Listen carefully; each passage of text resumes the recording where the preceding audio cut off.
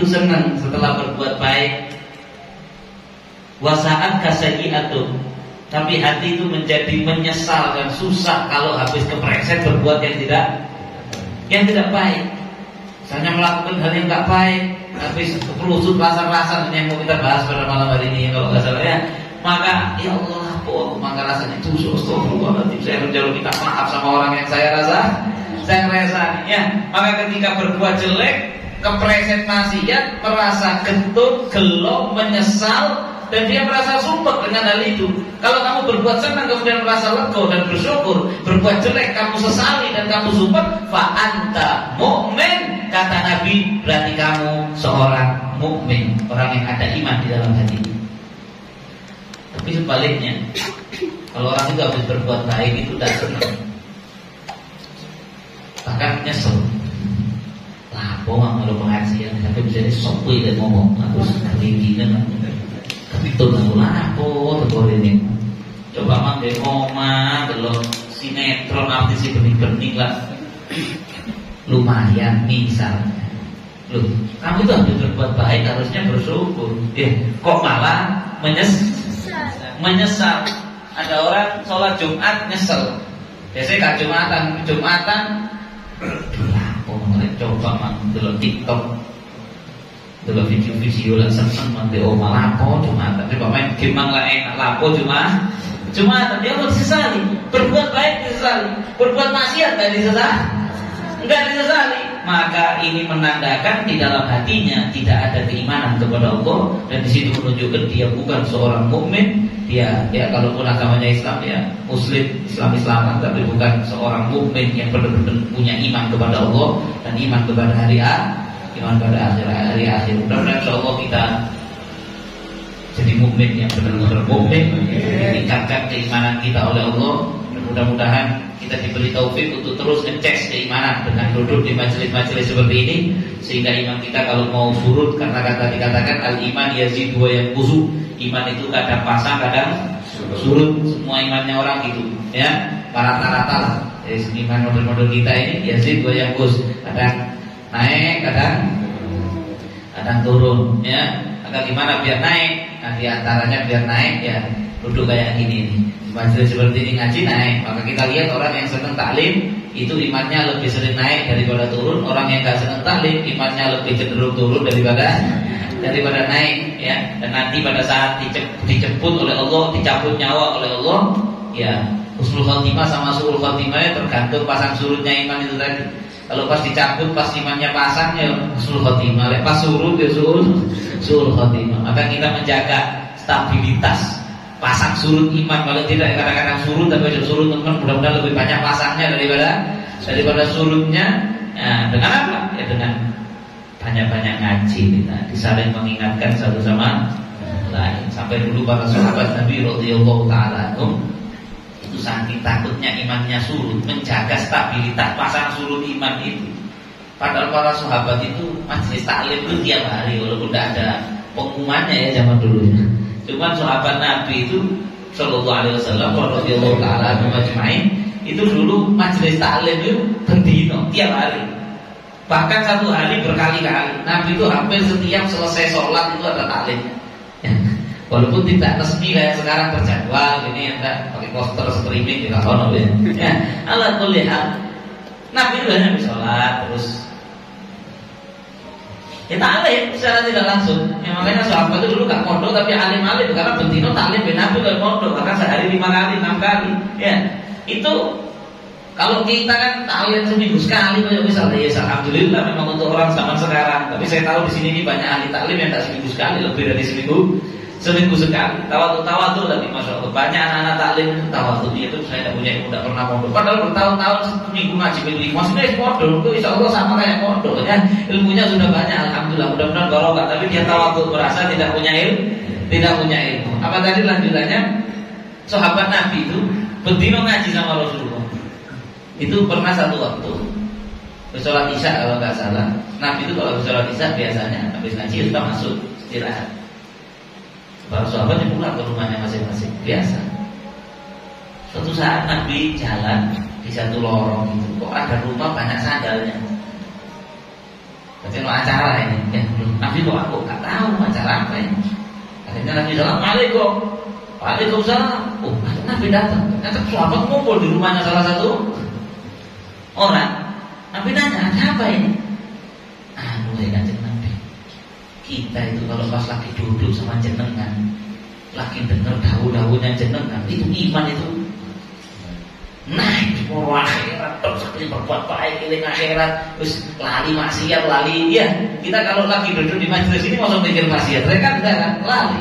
Nabi ya Rasulullah begitu kita pulang, nanti di rumah itu kasar tersenggak waktu kosong, orang muncul, ya, iya Pak tidak? Orang muncul, makanya terlalu banyak senggang itu ya roto, darah itu berpotensi maksiat pada akhirnya. Maka orang semakin banyak senggang, nganggur, nggak punya kegiatan, itu semakin rawan berbuat maksiat. Makanya kalau bisa jadi orang itu ojo nganggur. Kalau ada waktu kosong ya waktunya istirahat, tidur. Waktunya guyon be anak bujuk ya guyon sama anak bujuk. Ojo ngelamun. Kalau ngelamun berwiridan, tafakur, ya.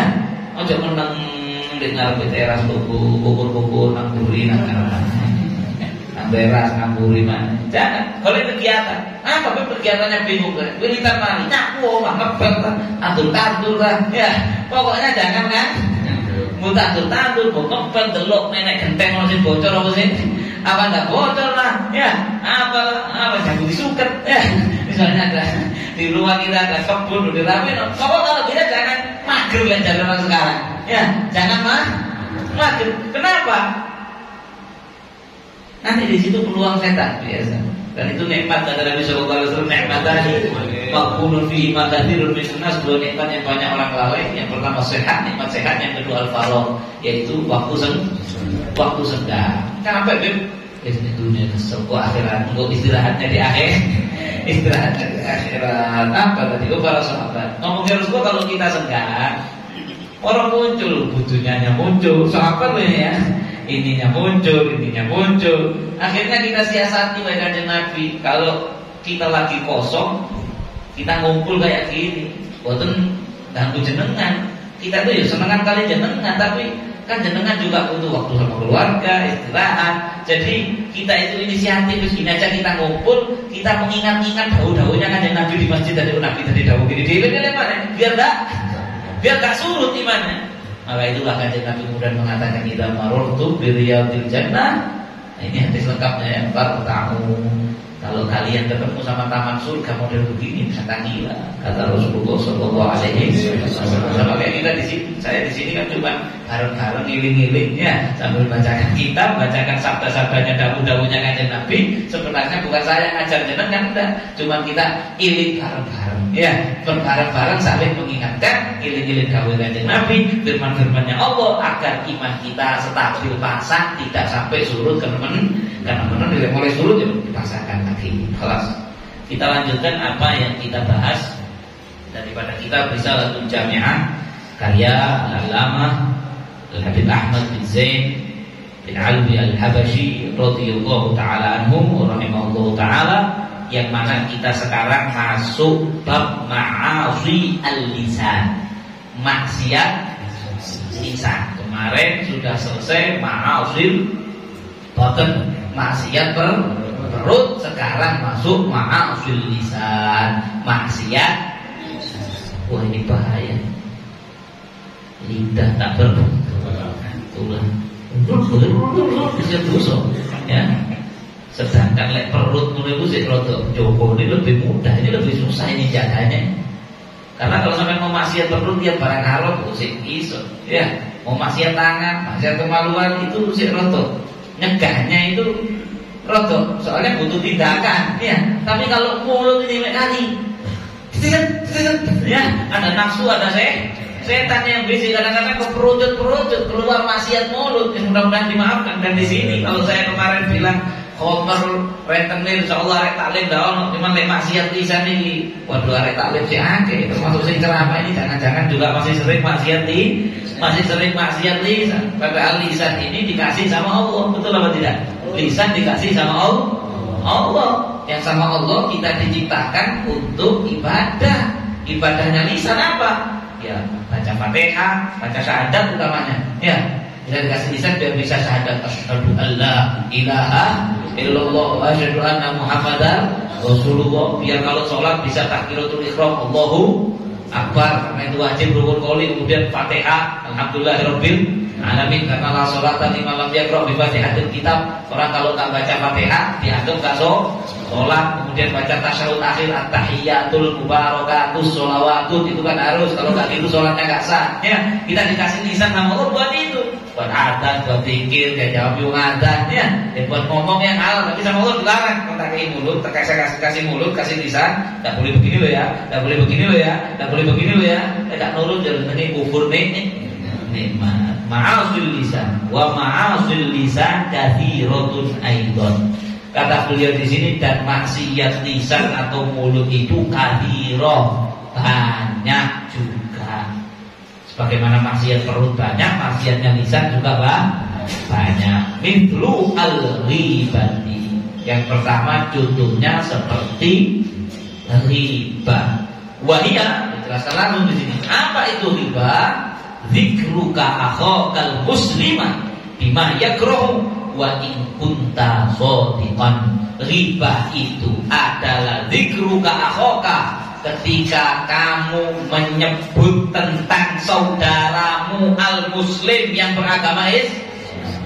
Pas orangnya nggak ada, namanya riba. Riba itu ghaib, orangnya pas lagi nggak ada. Bahas mulio, ini kan sering ingat cangkrung-cangkrung kadang biar pengajian yang ngono ya, bahas orang lain, cerita tentang orang lain yang orang lain itu muslim, beragama Islam. Salahnya itu kalau nggak muslim gak justru riba. Ya, tapi saya nggak bahas itu. Tapi di sini akhokal muslim bima yakrah, yang sekiranya kalau dia dengar omongan tentang dia itu dia sakit hati. Wa in kunta shadiqan, walaupun yang kamu sampaikan itu benar, tetap riba. Ya ya fulano bimang ya, bisa. Lu bim, saya tidak bohong bim. Aja nih Iran. Sampai letik petang-petang mereka juga enak. Saya tidak fitnah bim. Aja nih Iran. Riba tak? Riba. Fulan pendek itu, saya pendek gak kurcaci. Lu saya tidak bohong, memang pendek. Riba tak? Ya itu namanya riba. Wa in kunta shadiqan, walaupun yang kamu omongkan tentang orang itu benar, tapi membuat dia tersinggung, membuat dia kalau dengar sekiranya itu loro ati, ya itu jenenge riba. Haram tak? Termasuk maksiat lisan. Allah Subhanahu wa taala berfirman dalam Quran, melarang langsung ayat ini ya. Ya ayyuhalladzina amanu ijtanibu katsiran minadh-dhann inna ba'dadh-dhanni itsmun wa la tajassasu wa la yaghtab ba'dukum ba'dha ayuhibbu ahadukum ay ya'kula lahma akhihi maitan fakarihtumuh wattaqullaha innallaha tawwabur rahim. Untungnya ayat ini ditutup sama innallaha tawwabur rahim. Nanti tak kasih tahu sama apa bedanya. Ayat itu kadang-kadang innallaha gini, innallaha begini, itu menunjukkan marahnya Allah sampai Rasul pada larangan. Dalam hal ini untungnya ayat itu ditutup innallaha tawwabur rahim. Allah berfirman, ya ayyuhalladzina amanu, hei orang-orang yang beriman. Allah yang berfirman ini, ijtanibu katsiran minadh-dhann, jauhilah praduga-praduga tanpa bukti. Inna ba'dadh-dhanni itsmun, sebagian dari besar daripada praduga itu garai itu dosa. Wala tajassasu, jangan tajassus, sudah saya bahas. Wala yaghtab ba'dukum ba'dha, dan jangan saling mengribah, mengerasani. Itu riba bahasa Jawa Indonesia. Ngerasa, lek bahasa Indonesia ini menggunjing ya. Tapi lek bahasa Jawa menggunjing itu apa, Beb? Jangan mengerasani ya, itu bahasa yang paling bagus. Ngerasani, jangan saling ngerasani satu sama lain. Kata Allah, apakah kamu mau memakan lahma akhi maitan, memakan daging saudaramu bangkai bangkai dagingnya saudaramu fakarihtumu, pasti kamu nggak suka. Allah mempermisalkan riba itu kayak makan dagingnya saudaranya yang diribah, daging yang sudah busuk. Maka dikatakan dalam satu riwayat dari Sayyidina Abu Hurairah radhiyallahu taala anhu, man akala lahma akhihi fid dunya, barang siapa yang makan daging saudaranya di dunia, yakni dengan menghibahnya atau mengerasaninya. Ya, mengerasaninya. Ya, orang luar Jawa tuh orang bilang apa maksudnya? Mengerasaninya. Kalau ada orang memakan daging saudaranya di dunia, di mana di dunia, gurriba ilaihi lahmu fil akhirah, maka nanti pada hari kiamat di akhirat akan didekatkan dagingnya orang yang dirasani, daging daripada jasad dunianya. Kita tahu nanti orang itu kalau sudah di akhirat, jasadnya yang dulu waktu hidup di dunia ditinggal, gak dipakai lagi. Jelas? Jasadnya gak dipakai lagi. Ada jasad baru nanti, dikasih jasad baru. Loh gimana yang ini? Wes mari, ini sudah di kuburan. Ya, nanti kita dibangkitkan oleh Allah dari ada sulbi namanya, sulbi dibangkitkan celik, keluar jasad baru persis kayak yang lama, sampai banana, sampai sidik jarinya sama. Nah, dari jasad yang lama yang sudah di kuburan dan sudah busuk, dimaksudkan jasadku busuk. Begini loh ya, busuk bukan berarti suul khotimah. Orang misalnya sampai gali kuburannya, kok kali bulungan itu, oh berarti ini dihadap malaikat. Enggak, jelas. Kalau sampai gali kuburannya dia itu membusuk jenazahnya, ya memang jenazah itu busuk. Walaupun orang mati usul khotimah busuk, kecuali ada yang super istimewa sama Allah, sampai jasadnya dikekalkan cuma sebagai ikroman saja, ya. Tapi tetap nggak dipakai jasadnya, tetap nanti dikasih jasadnya, jelas ya. Ala kuliah dari jasad yang sudah busuk itu diambilkan, dijejalkan kepada yang mengerasani, yang menghibah dia selama di dunia, sambil mengatakan faqilahu kulhu maitan kama akaltahu hayyan. Ini lupakan daging itu dulu. Yang sudah mati jadi bangkai sebagaimana dulu waktu hidup kamu makan dengan kamu hibah dia. Na'udzubillahi min zalim. Ya, jadi ayo hati-hati. Kalau mau ngomong tentang orang lain itu hati-hati, dikira-kira dulu. Ini berat, saya juga ingatkan diri saya sendiri, ya. Dikira-kira, oh saya mau cerita tentang fulan. Kira-kira fulan kalau dengar, nanti ada pengecualian. Orang-orang yang boleh dihibah nanti terakhir, ya. Orang yang hukumnya boleh dihibah dan tidak dosa, itu nanti terakhir kita bahas. Sekarang kita bahas secara umum dulu, ya. Maka ketika kita ngomong tentang orang, dipikir, oh ini kalau saya cerita tentang fulannya dengar tersinggung enggak ya? Kalau enggak, ya tidak apa-apa, ceritakan. Kalau tersinggung, coba diceritakan, jelas. Ya, mau cerita tentang Habib Zain. Habib Zain itu hari Sabtu pengajian di Lawang Fili Bulan. Menurut ya saya butuh kerasani, ya. Oh, tapi kan misalnya Habib Zain itu tak terlalu untuk di sini harus bilang sih. Kata, emang iya betul kan mas? Bukan satu, lain. Oh, kan dipasang di palsu, padahal tak koyo ya, kayak dulu ya Habib Zain. Nabi, dia punya rare. Itu ibadah kira-kira.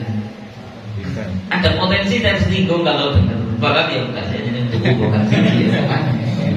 Tapi saya dulu pernah ditanya sama dokter di sini, dipasangnya, tidak tuh. Nanti kamu sanus payu, kamu payu. Apa tadi katanya?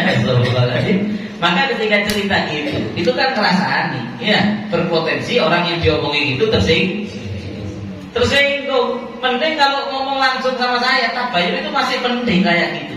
Beb, mohon maaf Beb, saya penasaran Beb, gigi sampean hilang satu kok gak di pasang. Padahal kan sampean itu punya teman tukang gigi, tidak datang, biasanya ada ya. Penting kayak gitu, timbang ngomong di belakang. Sampai dulu para sahabat radhiyallahu taala anhum itu begitu. Kita itu dulu kalau ada undang-undang penting ngomong dengan ngomongin. Biar tidak sama orang munafik. Karena sya'nul munafikin, kebiasaannya orang munafik kerasa dibully. Dia ngarep gak wani ngomong diburi. Itu orang munafik gitu dulu. Bukan berarti yang kayak gitu semuanya langsung munafik. Nah, ya, tapi kok rodo mirip. Orang munafik itu kan situ. Depannya Rasulullah, kalau Rasulullah. Ya. Ada di Quran itu ayat munafik kita ja'akal munafiquna qalu nasyhadu innaka rasulullah wallahu ya'lamu innaka rasulullah wallahu yashhadu innal munafiqina lakadzibun. Orang munafik lagi ketemu kanjeng Nabi yang tangan. Kanjeng Nabi sampai yang utusannya Allah. Karena pergi melupuk pada munafikin ilok-ilok rasa di kanjeng Nabi. Depannya sahabat berikan sembahyang jamaah. Ya, begitu pulang salaman. Assalamualaikum, waalaikumsalam. Habis sahabat di kanjeng Nabi begitu mulai, aku makan jauh banget. Dirasani. Maka kata para sahabat Nabi, kita itu kalau ada unek-unek seantar kita, mending dia ngomong di ngarepe wonge, jangan sampai ngomong di buri, kuatir kok ya wong munafik. Dan kok bisa orang tahu orang munafik kayak gitu? Karena ada diceritakan di Quran. Wa idza khalau ila sayatihim qalu, ya, banyak diceritakan di Quran. Allah mengungkap rasa-rasanya orang munafik. Sampai waktu itu pernah para sahabat itu duduk bareng kanjeng Nabi kayak gini, tiba-tiba ada bau badan, bau busuk. Kemudian para sahabat tanya, ya Rasulullah, bau apa ini? Ini zamannya Nabi, sekarang tidak ada baunya. Ya, maka Nabi mengatakan ini adalah baunya orang munafik sedang merasani orang-orang mukmin. Dari dulu para sahabat ketimbang kita riba mending langsung ke orang unek-unek, ya ngomong deh ngarep. Sayyidina Umar itu orangnya gitu. Apa ya? Sopono wis. Ya, belak-belakan. Dohiro batino. Ya wis sing jero ya sing ngarep ya wis gitu sama. Gak ono pencitraannya enggak ada. Sampai dibilang kata Nabi la yu'minu ahadukum hatta yakuna qalbu wa lisanu sawa. Belum sempurna iman kalian kecuali sampai hati sama lisan itu sama. Sayyidina Umar itu kalau kretek gak enak wong itu, kangen gak dirasani tapi langsung diomong. Sayyidina Umar pernah lihat orang, mohon maaf ya, pernah di sini ojo ono sing tersinggung. Ada lihat orang perutnya buncit. Itu bisa nomor dicek gak ada itu. Pak, apa ini? Itu dirasani. Wah, iya, tang sampur mana nopo. Boleh dirasani. Ketika orangnya sudah lewat jelas ya. Itu riba. Lah iya, weteng sampai koyo weteng sanangulan. Wong sing weteng sanangulan gak sakmono. Lah gak cangkeme geragas ya gak ngono wetenge. Lho itu kan ngrasani pada asalnya. Betul apa tidak? Sayyidina Umar itu ketika ada begitu langsung ngomong, "Pak, apa ini Pak weteng kok gede sampai ini?" Jadi dia ngomong itu, "Ada rahmah min Allah." Iki rahmati Gusti Allah, berkati rezeki Allah kemana lagi sampai ke pusat ini rahmati Gusti Allah. Kalau rahmatnya ini, kalau mana terlalu banyak, saya bilang beliau. Ya, ala kulli hal. Yang ingin saya ceritakan di sini tidak ngerasani deguri, mending ngomong deh ngarep atau ya wis gak ngomong. Gak bahas tentang orang lain, ya enggak. Tapi kalau misalnya gak kuat, mending diomong nang wonge timbang ngerasani. Itu prinsipnya para sahabat Nabi radhiyallahu ta'ala anhum. Kenapa ini? Nabi bertanya tadi, ada seru nama ghibah. Para sahabat tahu enggak kalian ghibah itu apa? Sahabat itu alim. Kalau Nabi nanya gitu, itu mesti jawabannya enggak tahu. Itu namanya murid pinter. Kalau gurunya tanya tahu enggak kalian? Tahu. Wah, itu sebagai murid kurang pinter. Akhirnya gurunya kasih tahu kayak penjelasan. Paham? Ya. Kalau gurunya tanya, "Anta duruna, tahu enggak kalian ini?" Tahu. Wes. Tapi kan sahabat itu pintar. Nabi setiap tanya, "Anta duruna, tahu enggak kalian?" Allah wa rasuluhu a'lam. Pasti Allah nanti utusannya lebih tahu. Akhirnya dapat ilmu dari kanjeng Nabi sallallahu alaihi wasallam. Sampai kanjeng Nabi tanya, "Ini hari apa? Tahu kalian ini hari apa?" Kalau sahabatnya jawab, "Senin, Kamis enggak ada." Mana Allah wa rasuluhu. Padahal mereka tahu itu jenenge Allah wa rasuluhu a'lam. Kanjeng Allah dan kanjenengan lebih tahu kanjeng Nabi. Ternyata Nabi menjelaskan ini hari misalnya ini adalah hari ini adalah hari 1 Muharram misalnya atau apa, dan di sini ada kelebihan lah. Itu ada ilmu. Ya, tapi coba Senin. Wis. Nabi tanya, "Atadruna mal ghibah?" Tahu enggak kalian apa itu ghibah? Maka para sahabat menjawab, Allah wa rasuluhu a'lam. Allah dan Rasulnya lebih tahu. kata Nabi, riba itu dzikruka akhaka bima yakrah, yang tadi cerita nyebut tentang orang lain yang kalau dia dengar dia tidak senang, tidak senang hati yang sampai ceritakan tentang orang itu tadi. Ada yang tanya sahabat, ya Rasulullah, tanya. Makanya tanya jawab itu termasuk daripada sunnah majelis ilmu. Makanya saya kepingin menghidupkan di mana-mana ceramah ya seolah tanya jawab. Makanya di sini ya sunnah majelis ilmu tanya jawab. Dulu Kanjeng Nabi itu dia gitu. Sahabat itu setelah Nabi menjelaskan, kalau ada yang kurang jelas tanya, dan jangan malu bertanya. Soal miftahul ilm, pertanyaan itu kuncinya ilmu. Jadi banyak bertanya, malu bertanya sesat di jalan. Kakek takon. Ono sing hobine takon dan tidak penting. Paham maksudnya? Ya. Takon gak penting, memperluas dirinya sendiri. Kalau tanya dapat jawaban cukup, itu manfaat. Tapi kalau pakai takon, seneng dibuat atau ditakon sampai telu dewe akhirnya. Ini tidak baik kayak orang Bani Israil yang masalah sapi, ingat gak di Quran? Ya, itu sama Nabi Musa disuruh nyembelih. Allah memerintahkan kalian disuruh nyembelih sapi. Yo wes bundal tuku sapi, beres beres. Tanya geleropo sapi ini. Sing yo opo? Begini, akhirnya sama Allah, kakek takon hari-hari. Ya wes. Sing gelem ngene, sing jelas ngene. Oh, boleh sampai mula gak ketemu akhirnya. Sampai begitu ketemu, hampir saja mereka tidak berhasil melakukan tidak berhasil diburkai oleh Allah. Nah, itu bertanya yang tidak perlu. Tapi kalau bertanya yang perlu, kayak ini contohnya sahabat bertanya, ya Rasulullah, ingka nabi akhi ma'akul, wahai Kanjeng Nabi, kalau saya nyebut tentang orang yang kalau dia nggak dengar nggak senang, tapi sesuai fakta, saya tidak mengada-ngada. Hal itu ada pada diri saudara saya yang saya rasani tadi. Jawab Kanjeng Nabi, ingka nabi akhi kama taqul faqadir tabtah. Kalau kamu ngomong itu sesuai fakta yang ada pada saudara kamu, yaitu namanya riba. Tapi kalau tidak ada pada saudaramu yang kau omongkan, faqad ba'atta, kamu telah menfitnah dia. Lu di mana itu dosanya? Dosanya lebih besar. Misalnya saya ngomong, waduh, saya kalau majelis itu tidak mau jajan sama fulan. Waduh, aku kele ya, aku ini guru-guru rasanya khomer, tapi ketika duduk itu koyok mobil khomer.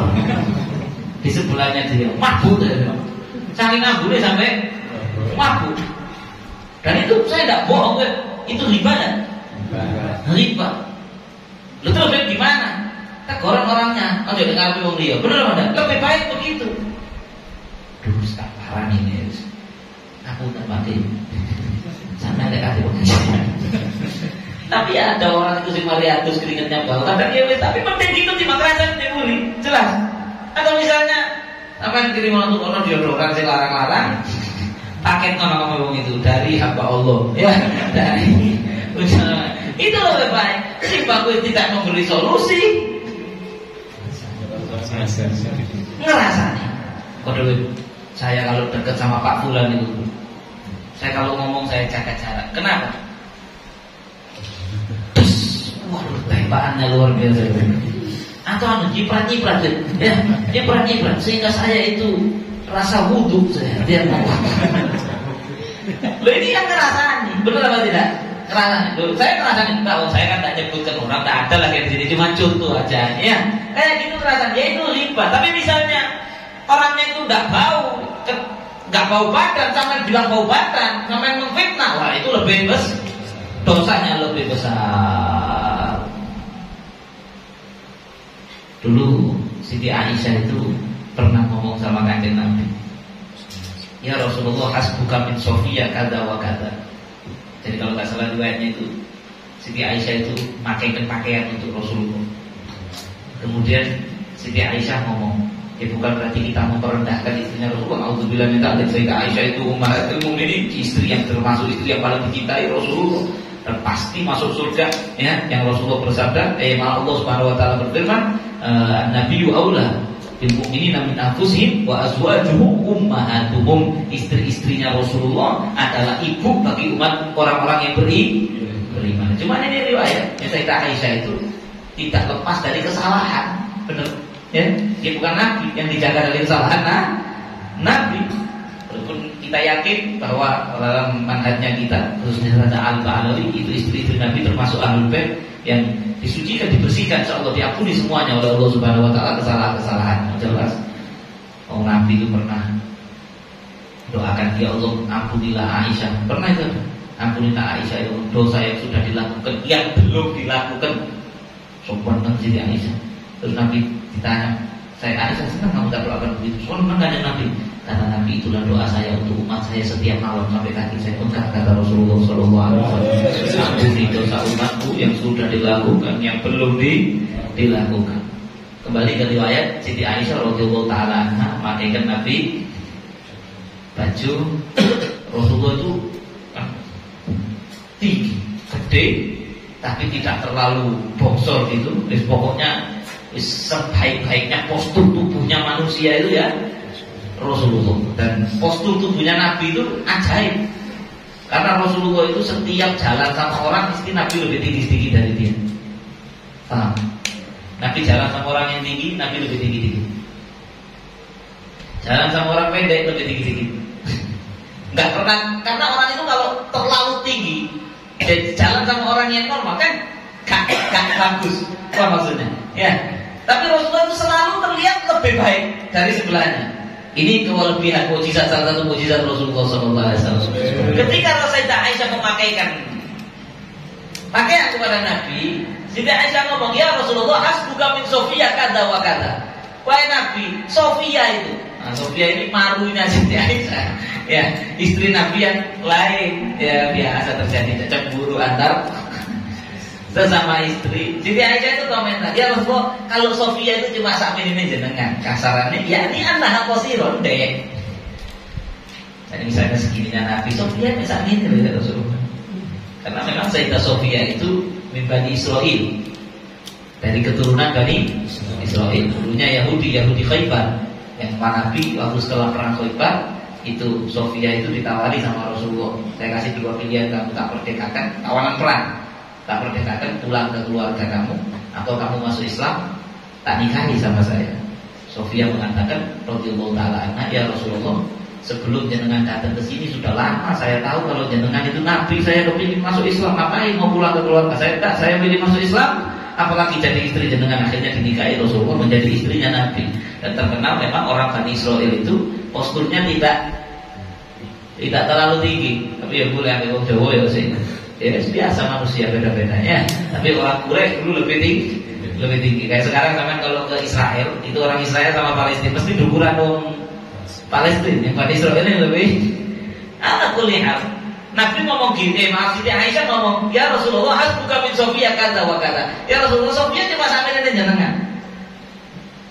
Nabi nahum, ya Aisyah, wahai Aisyah, kamu telah mengatakan satu kalimat, yang mana kalimat kamu ini kalau seandainya dimasukkan ke air laut, rusak itu air laut, tercemar air laut. Kasarannya kalimat ini jelek. Kalimat apa? Riba. Padahal yang orang tahu. Maksudnya gini, kalau Sayyidah Sofia dengar mungkin tersinggung, betul atau tidak? Iya, kurang pohon tapi aku kan begitu kan, karena lagi sesama istri kan begitu. Ya, ala kulli hal. Nabi kamu Sayyidah Aisyah dan disuruh istighfar sama Nabi Sallallahu Alaihi Wasallam. Itu kalimat seandainya dicampur ke air laut, lah ulama akan tercemar air lautan yang segitu besar. Ini menunjukkan jeleknya omongan yang seperti itu. Padahal cuma segininya sampai kan. Lah kita kadang enggak, lah ya wis pendek ngono mau lho, ya apa maneh kudu tercemar maneh laut iki. Ya. Untuk tercemar. Jadi pencemaran di zona laut dengan kalimat seperti itu, ya Allah. Na'udzubillahi min dzalik. Ini mau saya bacakan hadis untuk serem. Coba betul. Oh tadi saya lupa melanjutkan ayatnya tadi, masalah memakan daging saudara tadi. Terakhirnya Allah berfirman, wattaqullaha, bertakwalah kalian kepada Allah, yang takut sama Allah, jauh riba. Maksudnya gitu. Innallaha tawwabur rahim.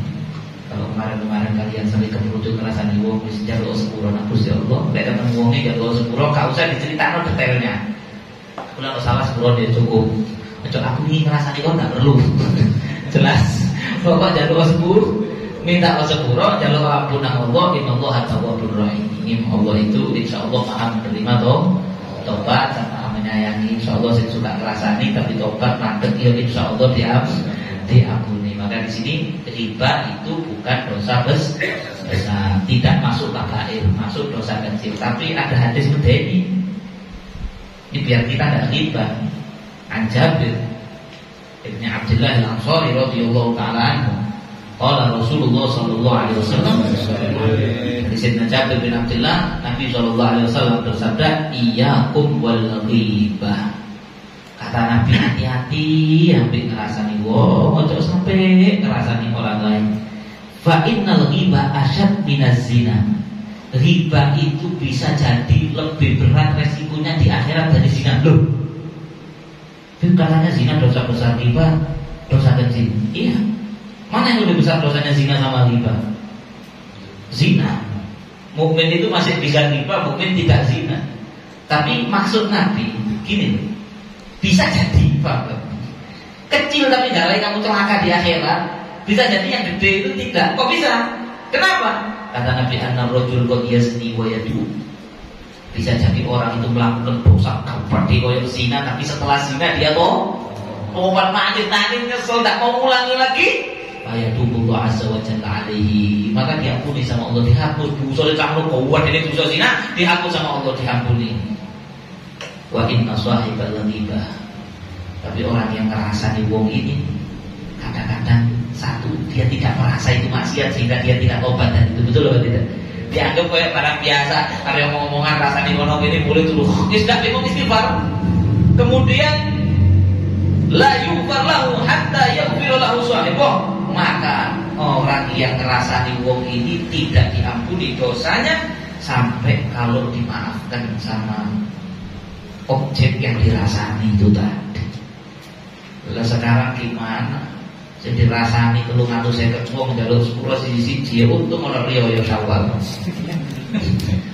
Nah ini termasuk enaknya Rioyo ya begini. Ya, ono Syawal. Jadi ada waktu minta maaf sing gak ketahuan. Ya kalau Syawal kan kabeh saling kosong-kosong ya. Itu berarti ya kosong-kosong. Misalnya kita pernah rasani ono kosong, ono rasani ini kosong. Ya, kosong-kosong. Tapi ya lek menangi Rioyo terus. Lek durung kosong, durung loyo kita sudah kekosongan nyawa dulu ya, dicabut sama Allah dulu, bahaya ya, sangat berbahaya. Dan sebaiknya juga seorang muslim dengan yang lain itu saling memaafkan.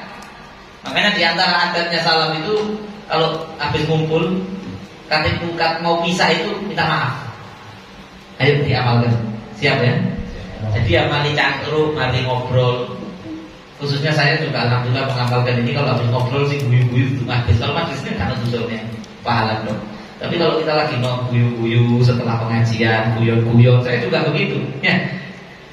Itu begitu buya minta maaf. Kalau ada salah-salah minta maaf ya. Oh ya sama-sama minta maaf ya. Dan berketemu gitu. Jangan malu untuk minta maaf. Itu juga solusi kalau misalnya kita ngerasa dia ya. Tapi ikut serta kata dimana, jangan ya. Jangan, kita minta maaf ya Allah, mudah-mudahan diampuni oleh Allah Subhanahu wa taala. Marotulaila usriya bi ala qaumin. Nabi bilang, pada saat saya bertemu pada satu malam ketika saya diperjalankan oleh Allah, yakni dalam perjalanan Isra Mi'raj, saya melihat kaumun, ada orang-orang yang yabizuna wujuhahum bi adwarihim bi adhafirihim, dalam riwayat yang lain. Saya lihat ada orang-orang yang mencakar wajahnya sendiri dengan kukunya sampai wajahnya itu mengelupas sobek-sobek ya. Fakultu ya Jibril man haula. Nabi tanya, wahai Jibril, siapa mereka itu wahai Jibril? Malaikat Jibril mengatakan, alladzina yahtabuna nasa wa yaqumuna fi a'radihim. Kata malaikat Jibril, itu adalah nasib umatnya dengan oleh Kanjeng Nabi, orang-orang yang dulu senang riba orang lain, ngerasani orang lain, dan mempermalukan, menggunjing kehormatan orang lain. Al-muslim al-muslim haramun damu wa maluhu wa irduhu. Kata Nabi, muslim kepada muslim yang lain haram darahnya ditumpahkan, haram uangnya dicuri, ditipu, haram kehormatannya direndahkan. Nah kalau kita nyebut wong, iya fulan nih krempeng itu kan berarti menjatuhkan kehormatannya. Betul atau tidak? Padahal kehormatan seorang muslim itu azim indallah. Seorang mukmin itu kehormatannya masih mukmin biasa. Dia mukmin, sholat lima waktu muslim, itu kehormatannya di mata Allah itu besar. Ketika kamu meremehkan dia, krempeng, menyebut dengan kalimat-kalimat kepada dia yang membuat kehormatannya jatuh, itu berarti kamu menjatuhkan kehormatannya, dan itu dilarang keras oleh Nabi Muhammad SAW. Kan kalau nggak salah saya Abdul bin Abbas, saya nggak lupa, saya Abdul bin Abbas sahabat itu pernah waktu masuk Masjidil Haram melihat Ka'bah, beliau mengatakan, "Hei Ka'bah, kamu ini sangat mulia, tapi ketahuilah kehormatan seorang mukmin lebih mulia daripada kamu, wahai Ka'bah." Luar biasa. Bahkan dikatakan menyakiti hatinya mukmin itu bisa lebih besar dosanya daripada merubah Ka'bah. Ya Allah, na'udzubillah min dzalik. Ya Allah. Wakilah, ini kilah yang lebih berarti mana? Ya, kilah annahu uhiya ila Musa. Ya, ini bukan riwayat sahih, tapi juga betul-betul ini enggak apa-apa cek bahkan gitu. Ya, tapi juga tidak palsu, ada di ayat juga ini. Kilah, kalau kilah itu biasanya memang lemah. Ya, kilah dikatakan pernah terhubung bahwa Allah itu berwahyu kepada Nabi Allah Musa. Annaman mata ta'iban minal ghibah. Barang siapa yang mati dalam keadaan taubat dari dosa ghibah. Malu misalnya, ya Allah, saya minta ampun, kalau saya ngerasa ya Allah ampuni saya tobat, bahwa akhir man yadkhulul jannah, maka dia itu adalah orang yang terakhir masuk surga. Masuk surga tapi tak keri-keri, padahal itu sudah tobat dari dosa ngerasani orang. Kalau surga nih keri-keri, tapi ya kalau surga. Waman mata musirron 'alaiha, tapi barang siapa yang mati dalam keadaan masih terus-menerus terasa impok, durung tobat, durung mandek, pas rasa-rasa mati. Kadang nanti rasa-rasa memang dawet. Kalau itu fulan ini, kok ini, wah ya jelas kan. Lah iya seru, gelangnya akeh, manten, wabe, licin-licin pamer, coba, ambil mangan. Dawet, tiba itu terseruduk. Diseruduk itu padahal lu juga iso kalau mereka dulu ya tak tahu saya. Kalau kan mati pas merasani orang. Jadi walaupun matinya di masjid, latari masjid, tapi mati rasa dia suhul. Waman mata, dan barang siapa yang mati musirran 'alaiha, dalam keadaan masih terus-menerus melakukan ghibah turun tobat, fa huwa awwal man yadkhulun nar, maka dia adalah orang yang pertama-tama kali generasi adalah rombongan kloter pertama masuk neraka. Na'udzubillahi min dzalik. Hati-hati. Terus ya apa berusaha. Maka lek perlu kumpul-kumpul itu dikurangi, kumpul-kumpul sing manfaat ngene-ngene, kumpul-kumpul sing tidak manfaat itu rawan ghibah kadang-kadang dia bahkan. Ya, rawan ghibah. Wis kate kerupuk, petang-petanan, ibu-ibu. Jangan habis arisan tak mulai-mulai biasanya ya mohon maaf ya separuh lebih itu terjerumus riba. Kok nggak senek layo. Koyo itu ya. Iku lho rapi sih oleh petangunan lah kok wis kating lairno ya jelas anu ta lek ngono lho. Tulanan ya wis akhirnya orang disebar, orangnya kalau dengar tersinggung riba. Ya Allah, mudah-mudahan kita dijauhkan. Iya kawal riba, kata Imam Ali Zainal Abidin Ibnu Husain bin Ali bin Abi Thalib. Imam Ali Zainal Abidin mengatakan, iya kawal riba, hati-hati sama riba, fa innaha idamu kilabin nas. Riba itu lauk pauknya anjing-anjingnya manusia. Manusia yang sifatnya kayak anjing suka riba. Maka kamu jangan jadi manusia yang kelas anjing, jangan suka riba. Kalau Sayyidina Umar bin Khattab radhiyallahu ta'ala anhu, Sayyidina Umar mengatakan, "Alaikum bi dzikrillah ta'ala fa innahu shifa." Kata Sayyidina Umar, sing sering zikir itu obat. Ilmu Allah, astagfirullah, la ilaha illallah, ilmu Allah, ilmu soleh, ilmu kanjeng Nabi, nyebut kanjeng Nabi, nyebut aulia, ilmu Allah itu obat. Wa iyyakum wa dzikran nas wa innahu da. Hati-hati sama suka nyebut cerita wong liya sing gak jelas-jelas, itu penyakit. Nah, kok seneng bahas orang lain kita ini, bener apa enggak? Ya kadang-kadang kita itu seneng bahas orang lain. Apalagi saya ini ghibah sambil dulu status, nah ini sering suami istri lunggu-lunggu buka status bareng-bareng, sering. Waduh, dighibah situ sih guys status. Pamer panganan enak. Enggak begitu, makan-makan. Iya, pamer. Aku tuh niatnya ini mau untuk pamer. Kalau itu citraan aslinya lho keluar saya itu lupa bahagia. Ya dulu, itu kan ini Mas. Iya, masuk sing lanang ya ngono. Lho kan rasani. Iya, Banda. Iya. Akhirnya walaupun suami istri rasa-rasa. Tidak usah cerita orang, guys. Ya, kalaupun mau cerita orang, cerita yang baik-baiknya orang, enggak apa-apa. Mas, Masya Allah, Mas, bulan ini Mas, aktif majelisnya Mas, senang Mas, yuk. Mudah-mudahan kita juga bisa. Loh, kalau ini tidak apa-apa, ini bukan rasa-rasa ini. Ya, ini bukan rasa-rasa. Terus lihat, Masya Allah, untuk foto di ulama-ulama itu, seperti Mas, yuk. Masya Allah, Fulan, Kiai Fulan, Habib Fulan, Masya Allah, Mas, wajahnya bercahaya Mas. Mudah-mudahan kapan-kapan kita ketemu sama beliau ya Mas, jalur tumoni Mas, jalur banjir. Kan enak omong-omongan kayak gitu. Ya, kalaupun mau bahas orang, bahas yang positif. Ojo bahas yang negatif.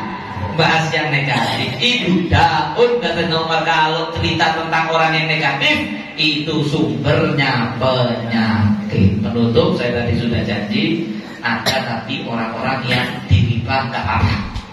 Dulu katanya haram dia dikuli koidatin mustasnaya. Setiap kaidah ada pengecualian. Oke, siapa yang boleh diribah? Bahkan ada yang sunnah diribah, ya betul. Dianjurkan untuk dirasani. Tapi tujuannya bukan untuk apa? Lihat. La ghibata. Kata Imam Hasan Al-Basri. Imam Hasan Al-Basri mengatakan la ghibata li thalathin. Tidak ada dosa ghibah bagi 3 jenis orang. Saya ulang lagi, tidak ada dosa ghibah bagi 3 jenis orang. Yang pertama, imamun fajir. Kalau ada pemimpin yang dolim sama bawahannya, itu dihibah kaduso, katanya Imam Hasan Basri. Karena dia mendolimi, misalnya ada raja mendolimi rakyatnya, misalnya, ya, maka begini, waduh ditekan kita begini, apa berarti itu kalau beliaunya mendengar, beliau yakroh, beliau tersinggung kemudian kita dosa hibah, tidak dosa, ya, karena memang dikecualikan. Kenapa? Ya biar pada akhirnya pemimpin itu biar kalau nanti biar tak dolim sama rakyatnya. Kalau nanti pemimpin dolim gak boleh dikritik. Ya, boleh dikritik dari ini hibah, dari rasa-rasa. Akhirnya melanjut terus orang-orang dolim. Agar kedoliman itu harus dijelekkan memang. Biar nanti orang lain itu tidak jadi dolim. Syukur lu karena dirasani rakyat wakil kemudian sadar kan begitu ya. Kemudian sadar sadar rakyat terus tobat. Nah, tujuannya begitu. Maka tidak dosa dihibah. Yang kedua, nah ini yang sunnah dihibah. Yang kedua ini. Siapa? Shahibu bid'atin. Kalau ada orang yang alirannya sesat, keyakinannya menyimpang, apalagi kalau sampai dia itu mengajarkan kesesatan ke orang lain, berpotensi menyesatkan orang lain. Wah, ini harus dihibah. Jelas. Kadang-kadang nanti, kenapa harus dihibah? Biar orang lain itu selamat, tidak terpengaruh sama kesesatannya dia. Paham? Nanti kalau orang tidak ngerti ngaji, wah itu merasani pulang, wah itu merasani pulang. Oh kiai itu merasani pulang. Padahal tujuannya bukan merasani, tujuannya biar masyarakat tidak terpengaruh sama ajarannya pulang. Ya. Apa misalnya sesat, misalnya meyakini ada nabi lagi setelah Nabi Muhammad, atau yang kita bahas kemarin mencaci maki sahabat mencaci maki sahabat Nabi. Ada orang kok mencaci sahabat kemudian mengajak orang lain, itu ajarannya dia. Ya ini perlu dirasani ini. Ya, dosa? Tidak. Jelas? Dosa atau tidak? Tidak. Perlu dirasani. Dia ngomong, iya fulan itu begini, wah benar itu, benci soal apa pada melakukan ini, bencana aku melakukan ini, dibuka airnya, boleh atau tidak? Boleh.